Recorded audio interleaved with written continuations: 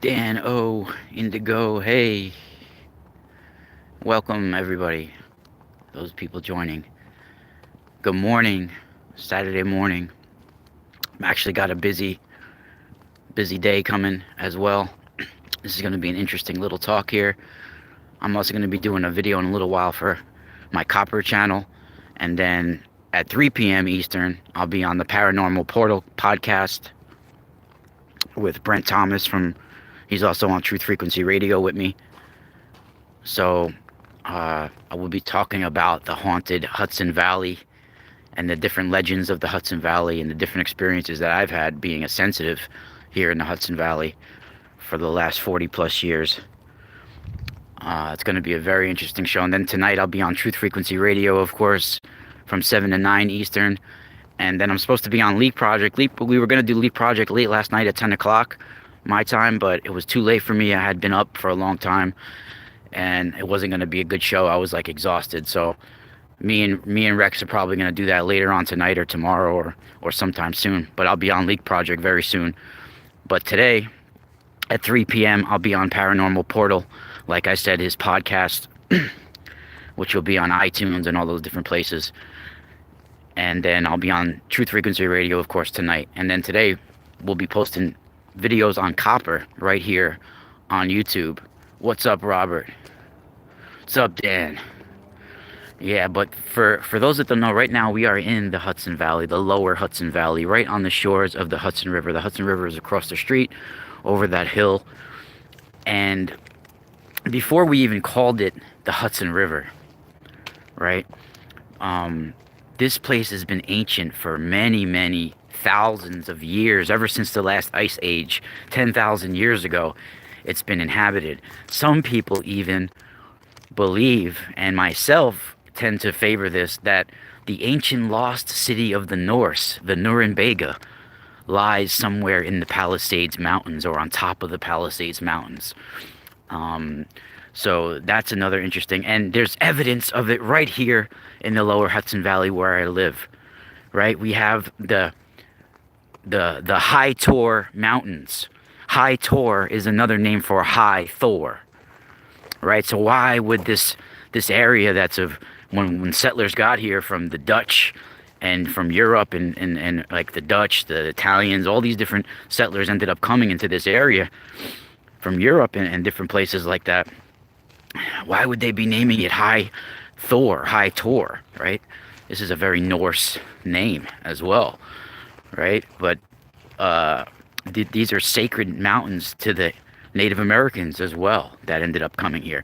Now just the Hudson River alone went by many names before it was the Hudson River, right? So one of them, of course, we had the Lenape Indians, Lenape, the Lenape, which were also part of the Mohicans and the Muncie, right? The Muncie was their dialect. We have a town right over here called Muncie. In fact, that's where all the Hasidic Jews live now, was in Muncie, in New Square, Muncie, right? But that Muncie is actually a dialect that was spoken by the Lenape.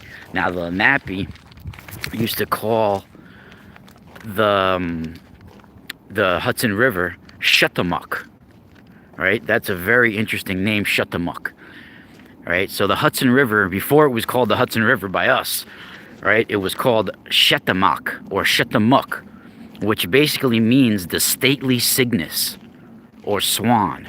Now, the Cygnus and swan, always associated in Native American legends with the path of the souls, right? The Cygnus constellation, the river of souls, right? It's the bird that presides over the path of souls, over the crossroads. It has to do with the path in the river of souls, right? Usually, the river, Hudson River, you know, with this Shuttamuck. They also would call it, Mohicanuk or something like that, which means the river that flows both ways, because parts of the Hudson River goes both north and south at the same time, right? So that was another name that they called it. In fact, they even called Long Island Medawack, used to be called, that's what Long Island used to be called, right? You had a whole bunch of natives all the way from the beginning of Long Island all the way to Montauk. Montauk was the Montauk Indians, of course, right, who lived on that spot. And they had pharaohs, they had like pharaoh type people in their tribes. It was really intense. And they had pyramids, hundreds that took them down, these pyramids that were in Montauk. But the Iroquois, the Mohican, they used to basically call it Mohicanituck, or something like that. And they have all these Native American legends, right, that talk about the Nibanawags. These are like water spirits, right? And also the Pukwudgies, right? These are like the vanishing little men of the forest that can be seen as night approaches, right? But Pukwudgie, and you should be smashing that like button, Pukwudgie actually comes from Pukwudgini or Pukwudjin, like a jinn, right? Pukwudgini or Pukwudjin. This is where the name comes from, Pukwudgie, which basically translates to like little vanishing people of the forest, right? Who can be seen when night starts to approach, right? Who vanish, these people of the forest who vanish, right? And the Hudson Valley is known to be all, and me being a sensitive, I've had experiences with these types of creatures and beings right in the Hudson Valley, ghosts and all types of things, right? The Lenape Indians, right? They chief council fire that they kept burning was done by the Mohicans, right? And the area that is now called Shodak or Shutak is where they kept this fire, eternal fire burning, just like the Sibyls of Cumaea and Italy, right? The ancient Sibylline prophecies would always keep this eternal spirit flame burning. The natives did this as well, right in the Hudson Valley of New York, right here, right? And they also had the spirit of the forest, of this area that I'm standing in right now, and they called her Minnewawa, right? Minnewawa was the forest spirit who like hung up the new moon and made the stars and presided over the Pukwudginis, right? And they also had a friggin' Bigfoot type of being. The way they described it, as the word that they called it translated to basically like the big naked bear, right? Because they didn't even know what to compare it to. It was like a naked bear to them, right? A great naked bear who lived in the hills that shut in the valley in the north. And they used to tell their children if they were bad that they would get devoured by this being. He liked to devour little children, right? So they would stay away from those hills in the valley, right? And that's most likely Bear Mountain, which is interesting because they have a whole Bear Mountain Park there now, right? But it could be all up in that area, all up in the Catskills as well, the Adirondacks. It could be in a lot of these places, right? Now, there's also stories, right, of the same hills that Mishimakwa, which is the Bigfoot, that's what they would call this being, Mishimakwa, which translates to like great naked bear, right? Mishimakwa, right? And also in those same hills that Mishimakwa dwelled was the Jeebi, Jeebi, right? The Jeebi. And they were these great ghost spirits that speak in the dark through Wawanasa, right? Wawanasa was the whippoorwill. And the Wendigos of the forest of the area, which are these great forest shape-shifting spirits, fought with this great storm ghost spirit and brought down many trees. They have all these legends of trees being uprooted and taken out by these great forest spirits. So we're talking about cryptids, we're talking about interdimensional beings, and of course, Hudson Valley is right on harmonic energy grid ley lines. And this is where all paranormal activity takes place. Psychic activity takes place, UFOs, all types of that activity that we see all along these Hudson Valley woods and Hudson River.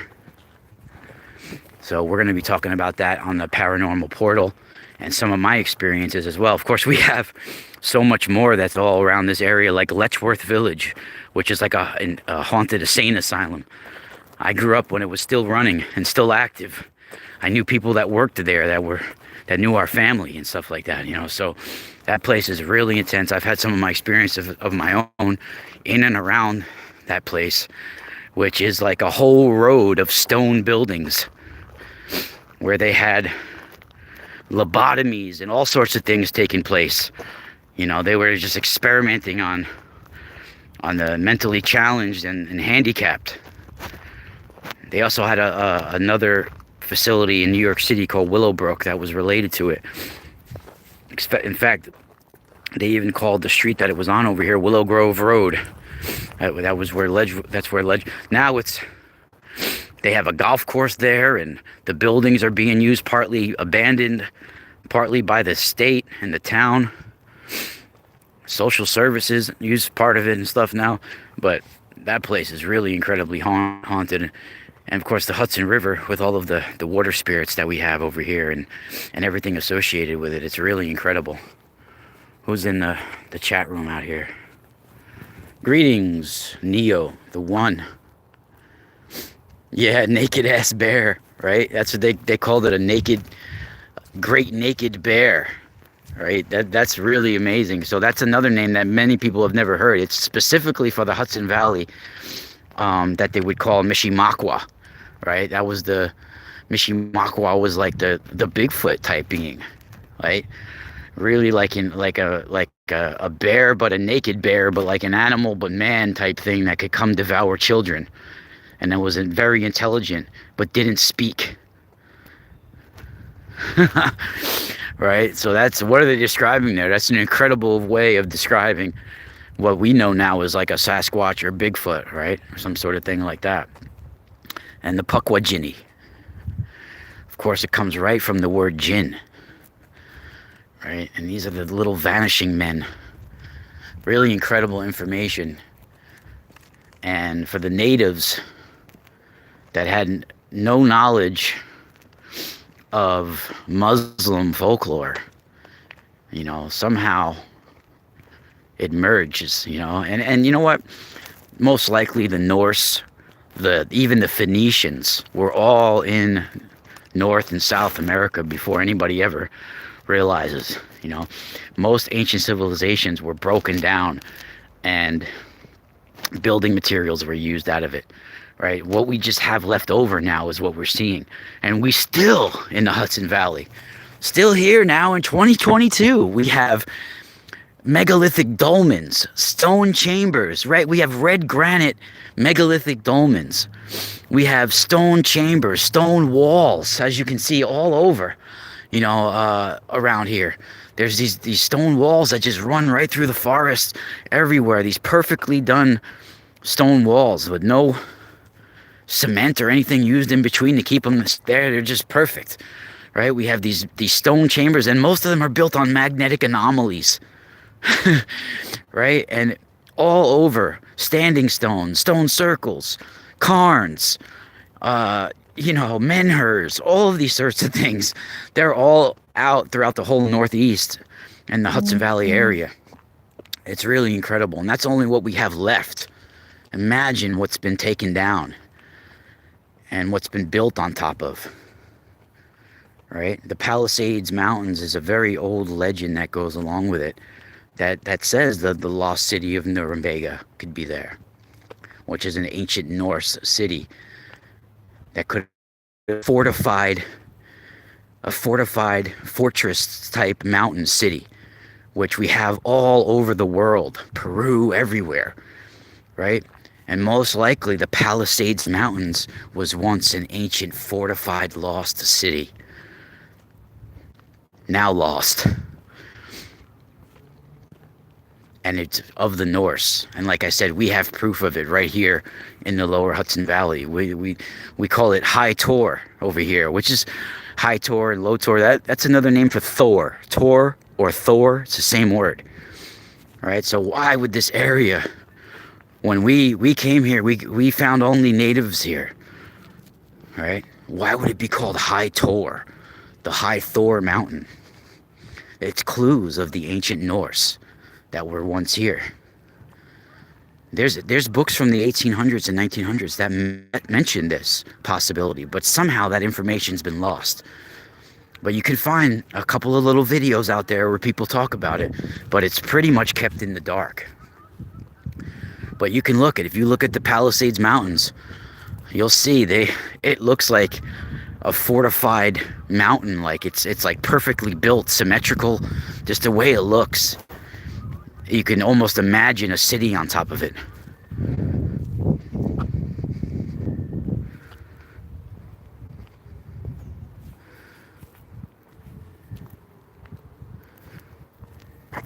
It's a little colder. It's a little colder today than it's been. I think it's going to go up to about 50 though today.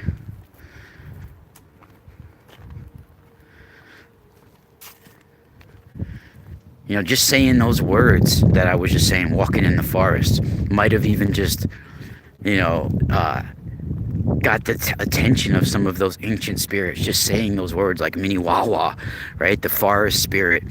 It's the guardian forest spirit, though. Miniwawa was not a angry spirit unless you did something angry to the forest. This was a guardian spirit who helped make it rain for the fields and the mountains, and who hung the new moon, and who presided over all the water spirits and the forest spirits. Very ancient, right?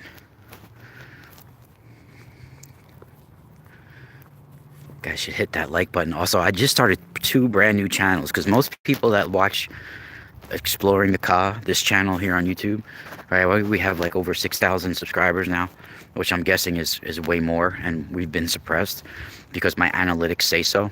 Even when I had 2,000 subscribers, it was saying that I had much more, and I had asked YouTube, and they sent me an email saying that my views and my subscribers were significantly higher than what's showing, and they couldn't explain it.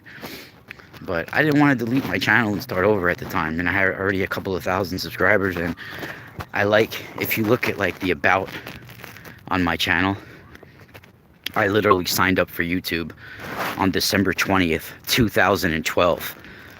I tried to stay away from computers until that time, actually. For many, many years, I stayed away, and I still was the same person I am now. All the knowledge I had, I pretty much had then too. I was reading since I'm a kid about all this stuff and experiencing it as well. But in 2012, right before winter solstice, I decided to get a computer. I'm like, hey, I knew the end of the world wasn't coming, but I knew it was going to be a shift. So I decided to like come out more in the public and start talking about things, because we need it in this new age. So I literally signed up for this YouTube account, Exploring the Ka, December 20th, 2012. I didn't start putting videos on it until about 2016 or 17 on a regular basis. So I haven't been doing videos that long. I probably have about 500, but some of them I look back on the old ones and I'm like, ugh, what the hell was I talking about, right? Well, I have, some of them are really good, but some of them I should delete now, but there's a lot of good ones. But I also started posting recently combat sports interviews, so most people on this channel don't want to hear that. Most people that listen to Exploring the Ka don't care about combat sports, but I spent like most of my life also involved in martial arts. So I started a separate combat sports channel now called Combat Sports TV International, where I do interviews of UFC and Pride and all these legends. So, and I also have a new channel called Taurus Technology, or Benindante Copper and Crystals. Right now it's Benindante Copper and Crystals, but I might change it to Taurus Technology Copper and Crystals. But I'm going to be using both of those words throughout it. So you can subscribe to either one of those as well. I'm actually going to be doing a video in a few minutes about on my Copper channel. And I'll be 3 p.m. in the Paranormal Portal podcast. I'll be at 7 p.m. Eastern on Truth Frequency Radio, and I'll be on Leak Project either later tonight or tomorrow sometime. We'll see. We were going to do it later last night, but like I said earlier, I was really tired. The new links I've posted on my community posts, but you can look in the About Me for the Combat Sport link on my YouTube channel right here on Exploring the Car. All the way down the bottom, I put the link for that. And you could just look up Combat Sports TV International, and you'll find on YouTube, just search that, you'll find my channel pop up. And Benindante Copper and Crystals. It's spelled Benandanti. Benindante Copper and Crystals. I think I got like 30 subscribers or something like that so far on them. I just started them like 2 days ago. Yeah, so,